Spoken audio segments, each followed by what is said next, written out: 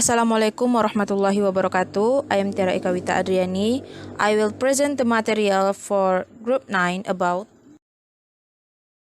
strong and weak. One of the most noticeable features of English pronunciation is that some of its syllables are strong while many others are weak. This is also true of many other languages, but it is necessary to study how these weak syllables are pronounced and where they occur in English. The distribution of strong and weak syllables is a subject that will be met in several later chapters. For example, we will look later at stress, which is very important in deciding whether a syllable is strong or weak. Elision is a closely related subject, and in considering intonation, the difference between strong and weak syllables is also important. Finally, words with strong forms and weak forms are clearly a related matter. In this chapter, we'll look at the general nature of weak syllables. What do we mean by strong and weak?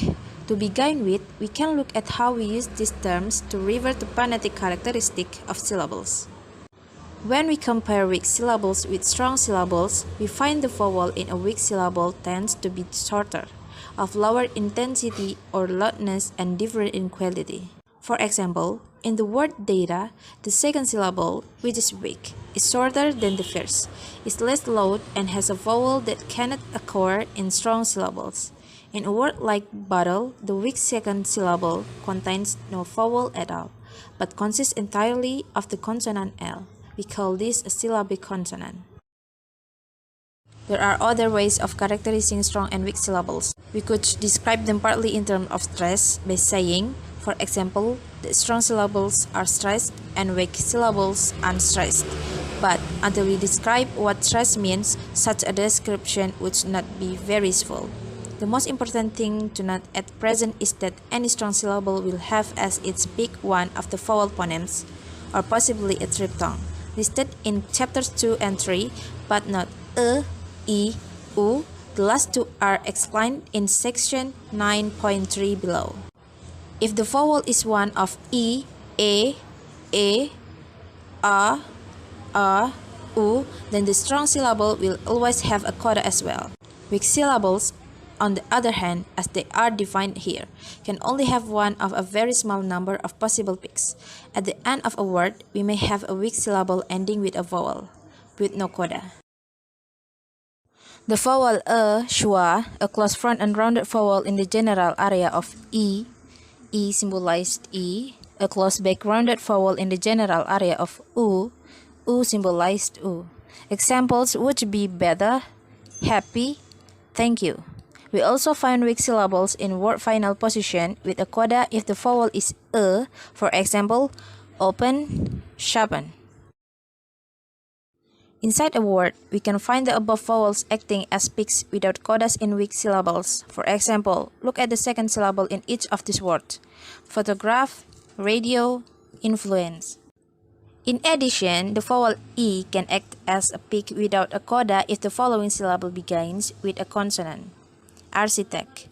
In the rest of this chapter, we will look at the different types of weak syllable in more detail. Next material about the vowel schwa. The most frequently occurring vowel in English is which is always associated with weak syllables. In quality, it is mid, halfway between close and open, and central, halfway between front and back. It is generally described as lax, that is, not articulated with much energy. Of course, the quality of this vowel is not always the same, but the variation is not important. Not all weak syllables contain though many do. Learners of English need to learn where is appropriate and where it is not. To do this, we often have to use information that traditional phonemic theory would not accept as relevant. We must consider spelling. The question to ask is, if the speaker were to pronounce a particular weak syllable as if it were strong instead, which vowel would it be most likely to have, according to the usual rules of English spelling? Knowing this will not tell us which syllables in a word or utterance should be weak. That is something we look at in later chapters. But it will give us a rough guide to the correct pronunciation of weak syllables. Let us look at some examples.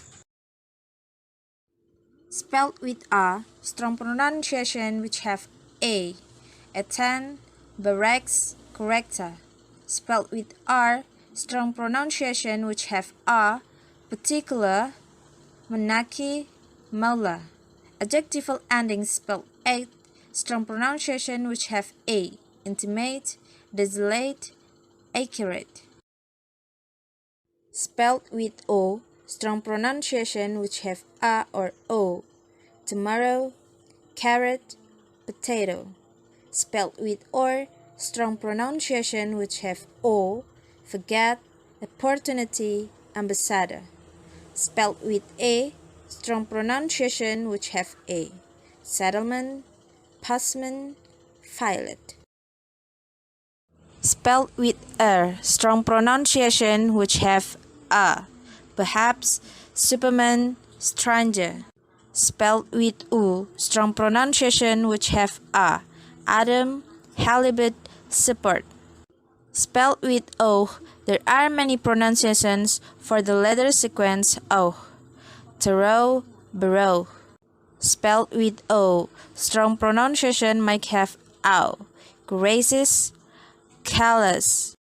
Well, my name is Nindi Mulyani. I would like to present for the last part. Syllabic consonants. We have discussed about vowels in weak syllables. We must also consider syllable in which no vowel is found. In this case, a consonant, either l, r, or a nasal, stands as the peak of the syllable instead of the vowel, and we count this as weak syllables like the vowel. To indicate a syllabic consonant, there is a small vertical mark beneath the symbol, for example, capital. Syllabic l can be preceded by alveolar and non-alveolar consonants. The process occurring for syllabic l of alveolar consonants is called lateral release, since the sides of the tongue, which are raised for the preceding consonants, are lowered to allow air to escape over them. The most obvious case is where we have a word ending with one or more consonant letters followed by l. Let's pay attention to the table below. Syllabic l, which preceded by alveolar, are cattle, wrestle, bottle, mother. Non-alveolar, couple, struggle, trouble, knuckle. The words that have mentioned before usually lose their final letter e when a suffix beginning with a vowel is staged, but the l usually remains syllabic, such as battle, battling, model, modeling, struggle, struggling. We also find syllabic l in words spelled with one or more consonant letters followed by al or l, followed by al, such as petal, pedal, people, followed by l, panel, camel, puzzle. Syllabic n. Syllabic n is most common after alveolar plosives and fricatives. In the case of t, d, s, z, followed by n, the plosive is nasally recast by lowering the soft period. Syllabic n after non-alveolar consonants is not so widespread. In words where the syllabic following alveolar consonants is spelled n or on is rarely. Words like happen, happening, ribbon, we can consider it equally acceptable to pronounce them with syllabic n. Happen, happening, ribbon, or with an happen, happening, ribbon. Syllabic m and ng. Both m and ng can occur as syllabic, but only as a result of processes such as assimilation and elision that are introduced later. We find them sometimes in words like happen, which can be pronounced happen, though happen and happen are equally acceptable, and upmost, which could be pronounced as upmost, though uppermost would be more usual. Examples of possible syllabic filler nasals would be ficum, where ficum and ficant are also possible, and broken key, where the nasal consonant occurs between velar consonants, and or could be substituted for Syllabic R. In many accents of the type called rhotic, such as most American accents, syllabic R is very common, while syllabic R is less common in BBC pronunciation. It is found in weak syllables. In most cases where it occurs, there are acceptable alternative pronunciations without the syllabic consonants. There are a few pairs of words or minimal pairs in which a difference in meaning appears to depend on whether a particular R is syllabic or not. For example, hungry and hungry. But we find no case of syllabic R where it would not be possible to substitute either non-syllabic R or R. In the example above, hungry could equally well be pronounced hungry. Combination of syllabic consonants.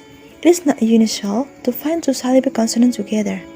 It is important to remember that it is often not possible to say with certainty whether a speaker has pronounced a syllabic consonant, a non-syllabic consonant, or a non-syllabic consonant plus a or schwa.